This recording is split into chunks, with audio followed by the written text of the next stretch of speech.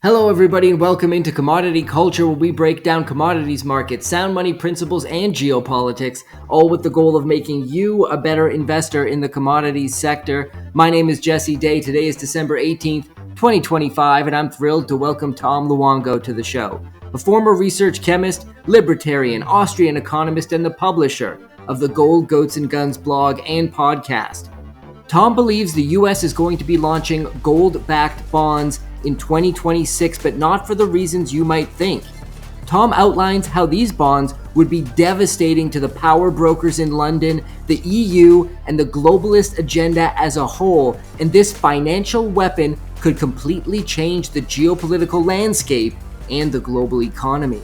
He breaks down how, along with discussing why the EU is so intent on war with Russia, why Trump's threats towards Venezuela are not what they appear to be on the surface, and so much more. Do you like silver? I sure do, and that is why I created the Stack Silver Not Fiat t-shirt, a shirt by a stacker for stackers. You can get one using the link in the description below.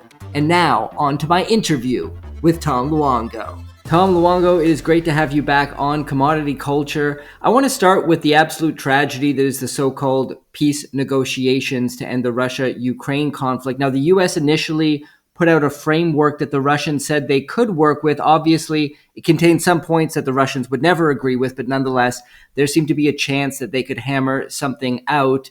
The EU leadership then lost their collective minds and had their own private meetings with them and Zelensky and decided to put forth terms that would be completely impossible for Russia to accept, along with attempting to essentially steal Russia's frozen assets, an event that I believe is still ongoing. It's interesting that Belgium is one of the countries stepping up and saying, no, we can't do this.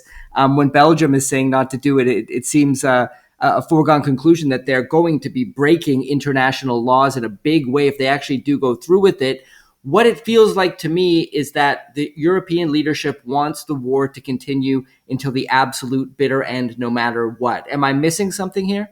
No, you really aren't, Jessica. I wish we were wrong about this, to be honest with you. I've been, I've been expecting this the entire time. What's really funny, if you go back over it, we've known they were going to lose their minds over this when the first version of the 28-point peace plan was leaked, announced, whatever you want to call it.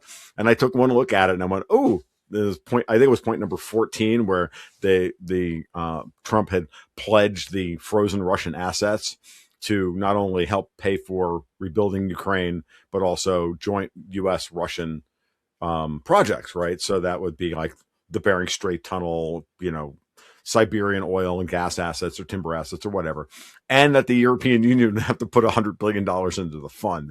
And I was like, oh, that's rich.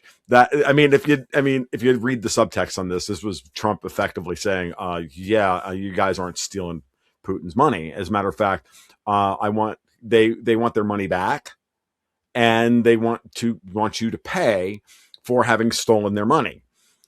Now, the subtext of everything you just laid out in your intro to that, in the question, to me, is that they've already spent the money.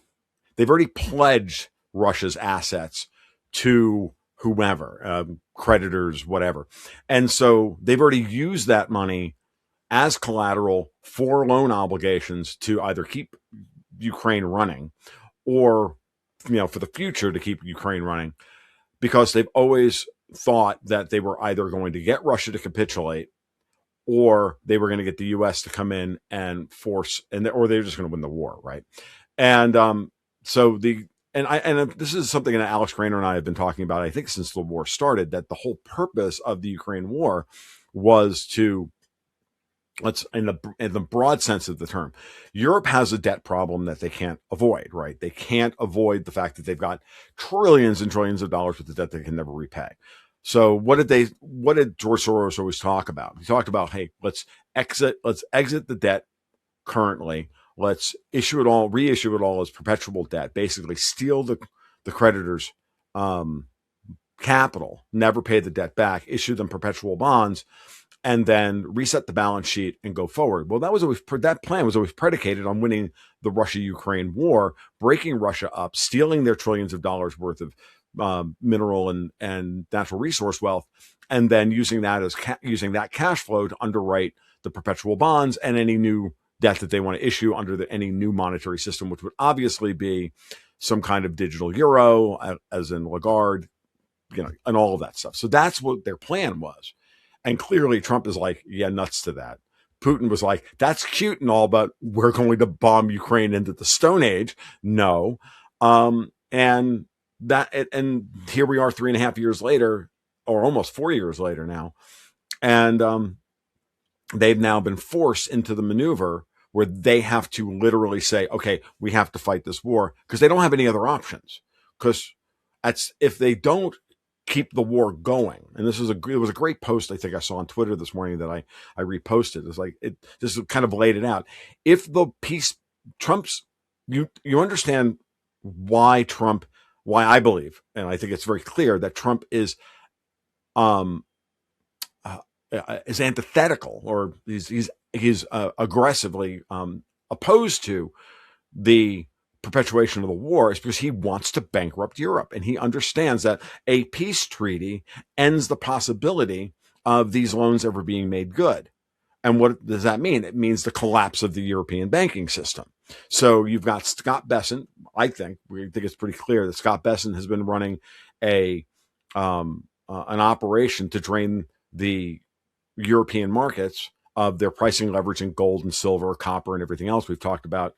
I'm sure you've talked to Vince Launchy about this. Vince and I have been talking about this for months now, right? That you've got to get rid of the pricing leverage. If you want to be the industrial powerhouses of the world, China and the United States, well, you got to take London's ability to price commodities, especially strategic metals commodities, away from them. So you have to kill the LBMA, you have to kill the LME, you have to move those the pricing mechanisms, the leverage on that, to either New York or Shanghai, or a mixture of both, or to exchanges you control. So that ties directly back into what I'm talking about here. It's almost like you force the end game for Trump against Europe is to force a peace settlement that they can't abide by in order to detonate their banking system. After having drained the world of gold, silver, now copper, clearly copper at 545 or 540 a pound is clearly another operation to drain the LME. So that's the way I see it from a kind of a geostrategic perspective. And if I were Trump and Bessent, this is exactly what I would be doing if I hated London, which I do. So if I had the literally, if I were the general in charge of this is how I would be running my operation against them. And I would go, okay, yeah, you want to do X, Y, and Z? You've already done X, Y, and Z. You're not obligating us to that. Nuts to that. We're still the preeminent military power in the world. We're still the preeminent financial markets in the world. We're still, we still have the deepest and most liquid financial markets, and the best corporate and tax policy of any major country in the world, and the best rule of law. Recent grandstanding by Democrat, activist judges notwithstanding. But with all of those things together, if you put all of that on the table and tell Europe no, what are they going to do? Well, they have to go to war. And then we get to say, oh, that's great. You get to buy our weapons for us. You want to go to war? That's fine. We'll sell you the weapons. The fun part's going to come, and this is what I think is on the table, is that we're going to demand gold for that. I mean, why wouldn't we? Why would we take their euros, right? You can sell our treasuries and give us dollars, but maybe we don't want dollars from you. Or, fine. Well, you're going to sell our treasuries? And that's the other thing they've done. They've done is to say, hey, if you don't go along with our plans for war, we're going to we're going to detonate your financial markets by selling your treasuries. I mean, have you noticed this? And I cannot for the life of me understand why anybody thinks that that framework is valid. Like it's one of those things where it's an announcement that's designed to cow squishy members of Congress who don't understand finance to then oppose Trump's plans. right? Because that's kind of the way they always these people operate. They always say to you, "Hey, if you don't go along with what we want, we'll kill your major industry. Canada will kill your oil industry.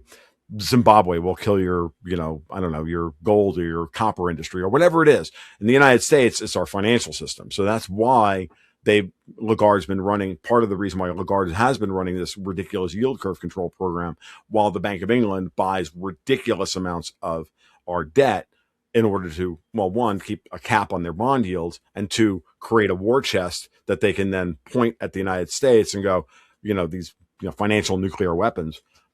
But these are weapons that when they turn them on us, they're really turning them on themselves. Because what they're saying is, oh, we're willing to detonate the entire global economy. Well, that just turns you into the bad guy then, and everybody can then turn around and go, oh, I see, you're at war with everyone? Fine, we cancel the QSIPs. We just cancel the debt.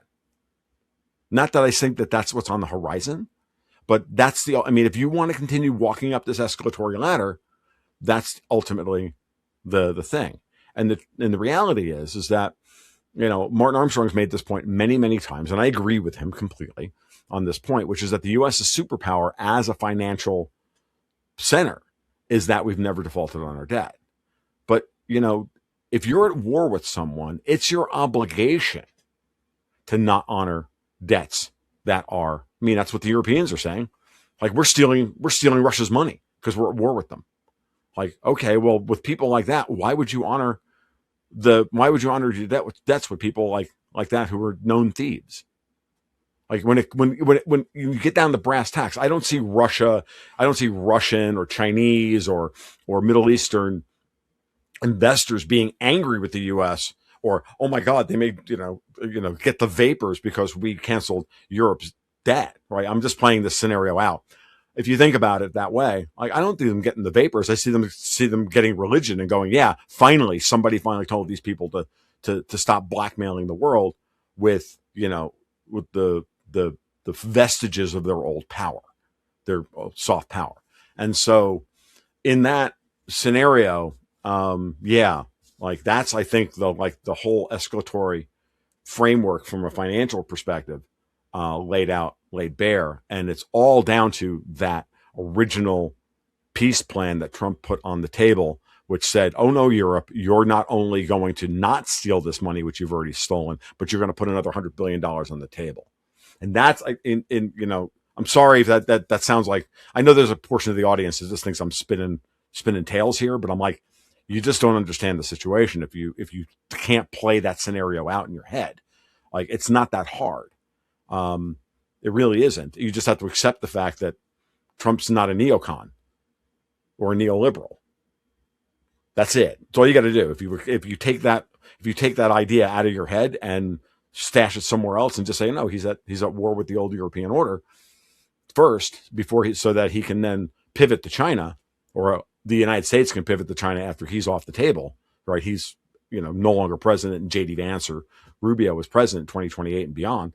Then we can pivot to China, but we can't do that pivot geopolitically until we deal with our European partners, as Putin would put it. So there you go. The sponsor of today's episode is ARK Silver Gold Osmium. Owner Ian Everard is praised even by his competitors as one of the most honest and level-headed bullion dealers in the United States. They have some great prices. You can see some of them displayed right now on screen. Take advantage of these specials today by reaching out to Ian at 307-264-9441 or by email at ian@arksgo.com. Make sure to tell him, of course, that Commodity Culture sent you. And now, back to the interview.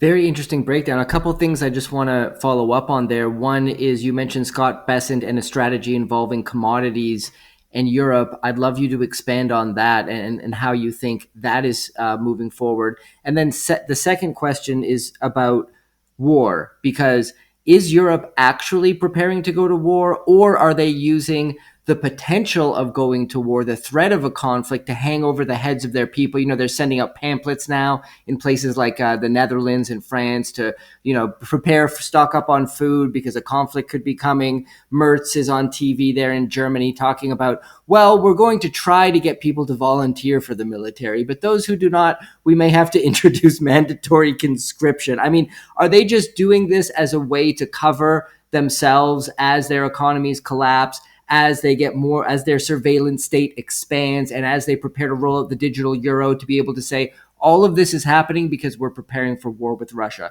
So kind of a two-part question there. Break it down for us. I think that's a very astute observation. And it is exactly, I mean, it's like you can have one policy, cover multiple bases, right? Like, so if you think about it, like from Europe's perspective, hey, if you can somehow get the United States to help us go to war and go to war with Russia, we'll rearm, right? And if we don't, and if the United States doesn't go along, well, then we also have to deal with the fact that we've got civil unrest at home as the economy, what's the flow chart here? If the U.S. doesn't go along with it, and we have some kind of peace agreement with Russia at some point in the nebulous future, well, then we're going to have a collapse of our banking system. Therefore, we have to rearm. You also are watching them deindustrialize, so that's going to make the propensity for somebody to be willing to go on the dole, because 3 hots and a cot are better than working for the military. 3 hots and a cot are better than starving to death and watching your children freeze in the wintertime, right? This is how they effectively, in many ways, blackmailed a lot of Ukrainians to go fight against Russia, even though they didn't want to, right? Because first you crash the economy, you destroy their livelihood, and then you offer them 3 hots and a cot, right? And a small stipend to send back to the family to be able to, feed them. Well, that's clearly what Europe is setting up. And then if they rearm significantly across the European Union, then that's how you can have German troops stationed in Spain to keep the Spaniards down. And that's how you can have the Spaniards in Greece and the Greeks in the Netherlands and the Dutch in France and the French in Germany, blah, blah, blah, blah. Because men who are not, if you want to pacify if you want to pacify people, using native troops to do so doesn't work very well. They know this. Like Europe, if anybody knows this, it's the Europeans. You use men who are divorced from their homeland. They don't have any skin in the game. Like a guy from, Berlin has no skin in Barcelona. But if a guy from Berlin may have family in Saxony, right?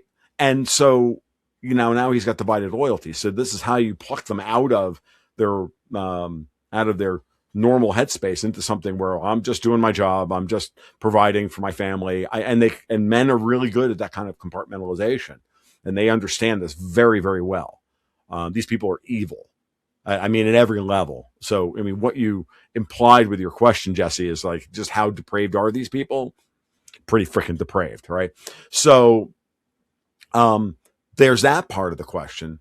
And then the other part of it is that they're clearly setting up to destroy their own economy anyway, because they don't have any other way out of it. Now, that's the other interesting part about this. So let's talk about what your question actually implies.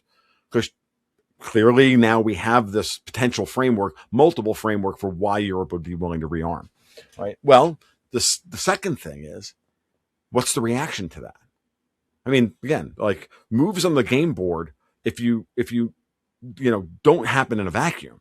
Well, they're doing this. Oh yeah. Well, then what's our reaction to that? If we're going to war against old Europe in order to end hundreds of years of colonization and chaos and slavery and everything else, which is what it looks like, that's what I posit Trump is actually doing. And I don't just mean Trump. I mean Trump and Putin and Xi and other sovereigntist forces, especially within Europe, like Viktor Orban and others. Then you have to ask yourself, how does he activate those people? Well, I know you didn't miss this, and I know your audience didn't miss this, which is George Maloney going out a few weeks ago and saying, look, Italy's sovereign gold is for Italians. And then she follows up that statement by saying, Italy's sovereign gold is not the property of the shareholders of foreign central banks. She used that phrase. That is a frickin' howitzer aimed right at Brussels. And so you have that. You have Viktor Orban actively trying to stop the European Union from openly steal Russia's money, which supports Trump's desire for peace, which falls back onto everything I said previously in the first 15 minutes of this podcast. So then now you have to start thinking about, what does that mean, right? Does what Trump has spent 2025 doing is building an alliance or building a network of friends internationally by ending conflicts all around the world, by effectively giving Japan their independence, for example, trying to end Cambodia, Thailand, which is a British proxy war, Congo, Rwanda, blah, blah, blah, all of them, right? What is he trying to do? He's trying to build friendships. I mean, did anybody not notice that Israel and Egypt just signed the biggest gas deal in either country's history yesterday? How does that happen if Trump doesn't forge the peace plan over Gaza?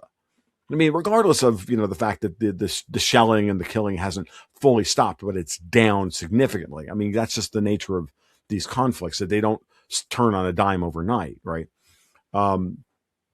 That's a big deal. So there's Trump's influence creating allies around the world, Saudi Arabia, right? All of these things. So he's got all those people activated. They're all effectively stating quite explicitly they want to be out from underneath this Davosian, sword of Damocles that they always hold over people's heads. The EU does not stand without the tripod of France, Germany, and Italy. Take out one and the tripod falls, right? This is why I've been, focused for so long on French, Italian, and German politics, to watch the process. Since the moment Marine Le Pen entered the space back in like 2014, 2015, and then Matteo Salvini and Five Star Movement, and then the rise of AfD. I've been watching these very carefully, because without those three legs, the European Union falls apart, especially in the wake of Brexit, with no UK. But the UK is now a shell of itself, and it's only literally just the square mile of the city of London, right? In terms of actual honest to God power. So I think Trump is activating all of his assets that he's garnered around the world to, add the pressure necessary to say to Europe, look, if you take this route, if you decide to, put on your Joker makeup and burn the world to the ground and light a big pile of money on fire, literally, feeling froggy, take that leap, but no one's going with you, and no one is intimidated by you, and it will have these consequences. So that's what I'm seeing, and that's clearly what's happening when you watch like Gazprom move their JV for Europe out of the Netherlands and move it to Budapest, for example. When you watch all of these little moves happening around the region, people are shoring up gas and oil supplies. They're preparing for Eastern Europe, meaning basically the Balkans and Hungary and Romania and Bulgaria and all the way to Poland, the Visegrads plus the Balkans, basically walk away. Because if Italy walks away, then the whole of Eastern Europe walks away. And then Ukraine's security guarantees don't matter. Again, when I read that 28-point peace plan, I'm like, oh yeah, look at all the guarantees. They're all Europe and NATO for Ukraine. Like, neither the EU nor NATO are going to exist in their current form in 5 years.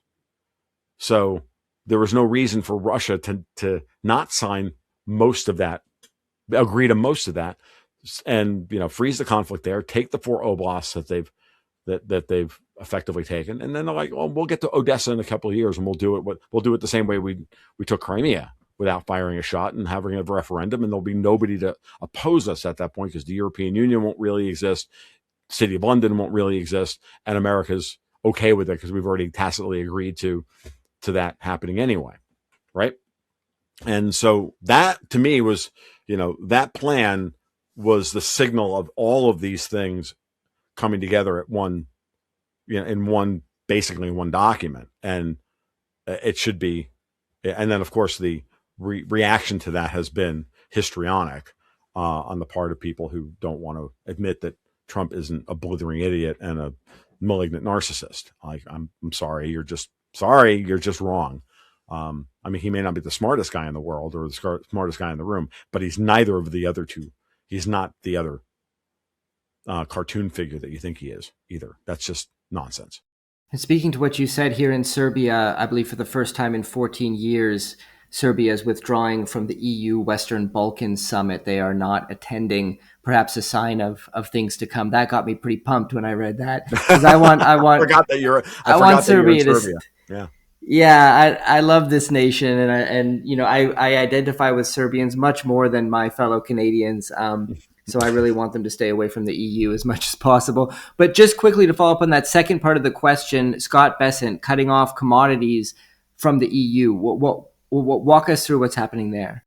Well, I just think that this is one of those things that it's been pretty obvious since Q1 of last year that Bessent is just selling dollars to buy gold. Like the whole weak dollar policy that we dealt with in the first half of 2025 was, Bessent basically selling dollars and buying gold and draining the LBMA. And again, I think he's continuing to do this. There are more and more signs that the United States is getting ready to change the way the monetary system is going to operate. Trump even said that this morning after his fire breathing side chat that he gave last night. I was not, so I don't know if you watched it, but I was not surprised at all that he went in there with like both guns blazing. It wasn't going to be the, hi, I'm Donald Trump and I'm a teddy bear. And he's like, he's like Patton haranguing the country. It was hilarious. I didn't agree with some of it. And I thought some of it was ridiculously overstated, but I'm like, whatever. All I heard was, we're supporting the military. Come and get us. Mola Alabe. Like, no, we're going to recapitalize the middle class. So that's a great sign. But Bessent, and it's really not all that complicated, Jessica. I would just say, look, it's very clear that there's a multi-stage operation being run either through the Treasury directly, pursue the weak dollar policy to weaken the dollar significantly, like they did in the first half of last year, to set up the tariff negotiations and the trade deal negotiations, and then back off effectively, and then turn that operation over to the bullion banks. And, and then we start talking about what's happening in silver and how, we then moved off of gold effectively in October to an operation in silver that's began in August and is continuing and is probably not going to stop anytime soon. And I was listening to something that Vince Lanchi put out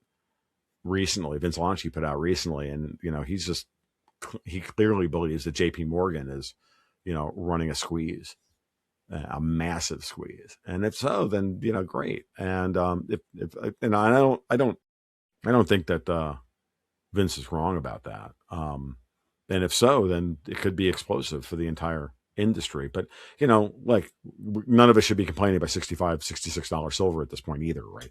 So, everybody take their, but that's what I think is part of the the fundamental thing. I really do believe, and I may be wrong about this, but I really do believe that what they're both setting up with, what Trump is setting up with what he's stating, the old global monetary system doesn't work for us and we're going to change it. And what Bessent's been doing and all the rumors and everything else, I don't see how we don't go to some kind of gold-backed treasury bond issuance sometime this year. I just don't see how that doesn't happen. There's too much smoke. So that if Europe thinks that they're going to, because that's the perfect counter move, right? The perfect counter move is the Bank of England tries to threaten us. I just talked about the canceling the QSIPs. But why? Why not just make them worth 30 cents on the dollar by offering a gold-backed treasury? And then, go ahead and sell them. You're not going to get any money for them. You know what I mean? Something like you set up a two-tiered U.S. Treasury system, and all of a sudden, the world changes. I mean, I don't think that now when I say that, there's two things that I want to see with the gold-backed treasury. And maybe I'm wrong about this. Maybe I haven't thought it through completely. But the first thing I would say is, if we're going to do something like that, those should only be offered to U.S. citizens and to countries or foreign actors that are buying, that are investing directly in United States infrastructure, meaning it can't go, this cannot be a means by which to extract gold and have it go overseas. It's got to be not that I think that's going to happen anyway. Well, these will be 50, 100-year bonds that will never call in, or will never honor the gold. It's just going to be, the value of the bond will have a gold cover clause on it. This goes all the way back to Jim Sinclair. It's like when I had hair, like seriously, Jim called this thing 20 years ago. And he was right. He said it's going to end with a gold cover clause, and with the U.S. Treasury with a gold cover clause. He always thought 5%, but it may be more than that. We'll see. But it's clearly what's coming. And then you do something like that, and all of a sudden you're talking about a massive capital inflow to the United States. We don't care about, these things everything will trade at a discount versus the other, and that'll serve as some kind of market access charge in order to get Eurodollars, because then you won't be able to go to the swap. You won't be able to go to the Fed for a swap line at par. The Fed's only going to give you 30 cents on the dollar or 60 cents on the dollar. I mean, we're already at that, but could you imagine that? Actually, that's like maybe, and now that I think about it, that's probably exactly the mechanism by which you blunt that weapon, right? Why would they do something like that? Why would Europe or England or anybody else dump our treasuries in order to try and create a bear steepener on the yield curve and force our borrowing costs up and force our interest rate costs up and everything else? Okay, that's cute and all, but if those bonds are selling it, but if you need dollars that bad, and there's no market for these things, then you're not going to get any money for them, and then you can't. And then if that's the case, then the Fed will also, or the American banks will refuse to repo them at par, because we have a different par, right? We have a different par value, which at this point will be the gold back market. I don't know. I'm just vamping here, to be honest with you, at this point. So just throwing stuff out there for, people who know this stuff better than I do to think about. Right. So. Well, what you mentioned gold back bonds, you expect them this year. Is that literally in the next 2 weeks, or you mean in 2026? No, I think everything I think is setting up for July. Right. I mean, unless Europe decides that they want to accelerate the timetable further, but I don't think we're ready for that yet. But it's clearly that Trump is setting up a whole rash of things to, for July 4th. You know what I mean? It's all coming to that. So let's watch how he plays out the time between now and the State of the Union address. And I think that that's going to be the pivotal time. That's going to probably tell us everything we need to know about where his head is and where things are heading in Q1 and Q2 of 2026. And, the big thing for him is, can he pull any of this off? That's obviously, I'm sure I can hear the audience asking the question, I don't know if Trump can pull any of this shit off. I don't know. Well, and it's because of the Congress. Congress is in full revolt against him. We're going to watch Congress very carefully to see if he and Vance and NNN can ride herd over everything and actually force through what needs to be forced through. That's the big question. You're going to have to just watch the machinations in the House. I would watch Speaker Mike Johnson far more than John Thune. But if Thune, for example, finally rams through all of the DA appointments, for example, that Grassley's been sitting on, or they get rid of the filibuster, and they change the rules of the Senate, that would be amazing, because it needs to be done. Okay. And then the same thing on the House side. If Johnson keeps pushing forward, reforms to Obamacare, codifying all of Trump's executive orders into law, and then forcing them in the Senate, the Republican Senate, to vote against that, that's putting them in a box. If Mike Johnson does that and he's able to ride herd over his thin majority in the House, getting thinner by the day, thanks to Marjorie Taylor, drama queen, then it becomes a very interesting. If that happens, that's telling you that all rumors of Donald Trump being a lame duck coming into the midterms are way overblown, and he's got at least 2 or 3 other things he's going to drop on everyone in January. So we'll see what happens.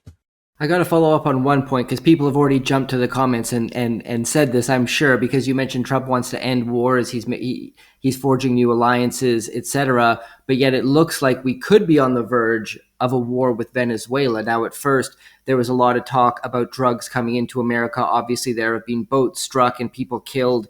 Um, I do not believe the US government has provided any hard evidence to the public that these were actually drug smuggling vessels, which to me is a little concerning. But then also now Trump going on camera and saying this is about oil now and that Venezuela has stolen its oil or taken its oil and he wants to take it back.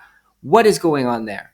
Venezuela is Trump versus Langley. This is not about any of those things. I know this is a commodity podcast. I know that's why you're coming at it from this perspective, Jesse, and that's what you should do. I'm not going to, but this is about the military going after intelligence assets and about organized crime. The other day, for example, when they, I heartily recommend a lot of people sit down and listen to guys who have this kind of experience. I don't have this kind of experience. Almost everybody in the audience does it, but my friends Blaine Holt and the Ian Burlingame have been doing great work to explain what's actually going on. They did a thing with my friend Crypto Rich, a short video, about 18, 19 minutes. I absolutely recommend everybody listen to about what was actually on the boat that we seized the other day. I'm gonna walk some people through this. This is gonna sound like a digression, but it's not. It's really kind of important. So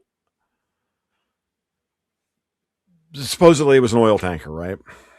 Well, then why did we not find out what country it was flagged under, what we took off the boat, or anything else? We learned nothing about it. All we heard was that if there were trafficked children and or women on that boat, we would have seen them, right? Because they would have been happy to show the world that we stopped, human trafficking. I mean, that's a political win. So the fact that we had nothing come out about what they actually seized, who and or what they actually seized, and where this thing was either headed we knew nothing. That's a tell. And the tell is it was something they did not want anyone to know about. Meaning it was, EM happens to think it's leadership of like Azov guys that they were getting ready to smuggle into the United States to start kinetic operations on the ground. It could have been a dirty bomb trigger. It could have been nuclear material. It could have been any of these things, but it certainly wasn't Venezuelan oil, because if it was, they would have mentioned it. It's that simple. And they would have said it was, flagged on. No, the ship was flying flagless, and that's that. And the kicker, and this is the best part about this, it says that there were 6 other oil tankers in 5 or 6 other ships moving through the area. And they weren't stopped. Right. So what Trump is doing is what Trump always does, which is that he says a lot of stuff that is absolute strategic misdirection. But these are all signals to the intelligence services. If you think you're going to start a civil war in the United States, because that's your only move on the board, everything I've laid out already this morning tells you that at the end of the day, what is Davos's big move against the U.S.? Start a civil war on the ground, start a race war, start something. You got to start something. And that's what the Seditious Six video is all about. That's why Hegseth is going hard after Mark Kelly, right? That's why these things are happening. This is the military and the president against the intelligence services. Let's go back to Trump's statement during his fire-breathing side chat the other night. What was the big centerpiece? Giving a Christmas bonus to the entire military. That was the most powerful thing in the speech. Everything else was boilerplate, stuff that the administration's been saying for months. But it was good for him to say all that and say it that way. But that was the signal to me. Out of all the other noise, that's what stuck out to me. Oh, by the way, you think you're going to take the military out? Well, I'm telling the entire country, they're the most important people right now. They're getting a bonus check.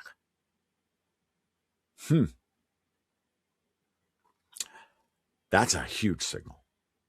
So that's what this is about. Venezuela is, it's kind of like if Zurich is the center of the gold trade in Europe, right? And, money laundering and all that other stuff. Well, Venezuela is the Zurich of the global um, organized crime trade in the Western Hemisphere. And it needs to be removed. Now, I don't think that he's actively moving Maduro out of, he just wants Maduro to knuckle under. Same thing with Zelensky. And what's the problem with Maduro, just like Zelensky, is that he's getting pressure from Trump and getting told by Davos, he's being told by Davos, hey, don't worry about it. We've got this taken care of. We're going to take out Trump. And then Trump is going, no, I'm accelerating the timetable on you. Same thing with Zelensky. They're doing the same. It's the same dance, right? You don't see the open hand of Davos on Venezuela, because they can't really talk about that because it's below ground. It's below the headlines. It's organized. It's their organized crime. It's their drug and human trafficking. It's all that other stuff. It's all the dark money that gets moved around. It's intelligence service stuff. Whereas obviously in Ukraine, we're in open warfare, right? So that's above board. The other one's below board. And that's kind of why it's different. But you can see the reflection of Davos's influence there by the histrionics of everybody all across the political spectrum as to why this is wrong, including so-called libertarians like Rand Paul. And the fact that Tucker Carlson went out there yesterday and told Judge Napolitano, oh, I've been briefed by various members of Congress, we're going to war with Venezuela, and Trump's going to announce it tonight or, on Wednesday night. No. Didn't happen. He got punked. Or was he, then you have to ask a question, is Tucker Carlson, out there, being a disinformation agent for the administration? I don't know. I can't figure out Tucker's role in any of this anymore, to be honest. Okay. So this is all what we're dealing with now. We're now into the realm of signaling pre-kinetic action on U.S. soil. And it's happening on both sides. And so that's the way you've got to read all of this. Is Trump going to put boots on the ground to Venezuela? Why? He's got enough naval and air assets in the region to force whatever he wants. He doesn't need to put boots on the ground, declare war with Venezuela. The fact that feckless asshole Thomas Massey's up there grandstanding in Congress about this, they're not going to war with Venezuela.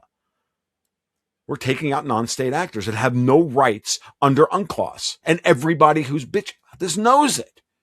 Every one of them, including the lawyers in the commentariat. Period. They're all lying. They're all untrustworthy. I don't know what the truth is, but I can tell you that the truth ain't what they're peddling. Okay? So it's self-consistent with the behavior that we're seeing with Trump over Ukraine and over Israel, Gaza, and everything else. So now I'm going to bring up a vector that you haven't touched on yet, because it's absolutely germane to all this, which is Japan. Right? On the same day that the BRICS announced the unit is going live, or they're working on it, or whatever they're doing, which is fine. The BRICS and unit are basically a hedge against Trump and the United States losing their current war for independence against Davos. Trump goes to Japan and basically sets Japan free. I know everybody thinks I'm crazy for this, but I'm watching that ceremony, and that does not look like your average state visit to me. That looks like a people that are absolutely over the moon, overjoyed that their liberator has stepped off the frickin' plane, because they've been under the thumb of the British and British economic systems forever. Or have we all not watched Princes of the Yen? right? BOJ is about to raise interest rates again. They could start raising interest rates hard. That would be hilarious. They're unwinding the yen carry trade. They're slowly but surely unwinding their QQE, their ETF and equity portfolio. Yeah, it's going to be over 50 or 100 years, whatever. It's all nonsense. They announce X and they're going to do whatever they want. What's important here is to understand that at some point, Japan is going to be allowed to rearm because we're setting up for the next war, which is the one where we stop Chinese aggression, but we have to deal with Europe first. So you deal with Europe, and then you move to China, and Japan is the pivotal piece in that because who has benefited more from the Japanese yen carry trade, the United States or Europe? We all watch the dollar yen cross when you should be watching the euro yen cross. Okay, so I throw that out there. I think that is the biggest issue here.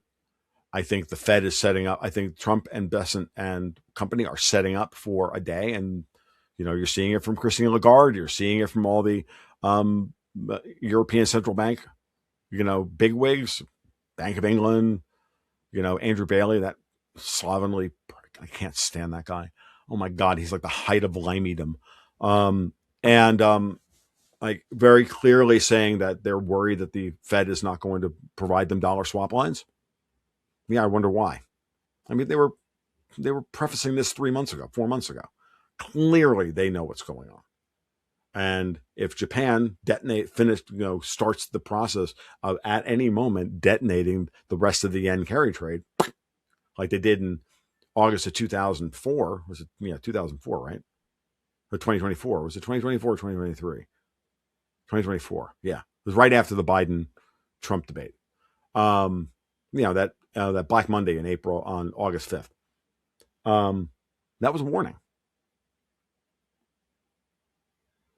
That's what it looked like to me. So that'd be funny. And so there's about 6 different ways, is what I'm getting at, is about 6 different ways that Trump and Bessent could catalyze the breakdown of the European banking system. So hold that sword of Damocles over our head all you want, and we'll destroy you, and we'll maintain and will mitigate most of the blowback onto us. That's why the Fed stopped QT. That's why they lowered interest rates. That's why they've announced, quote unquote new QE, which is all bullcrap.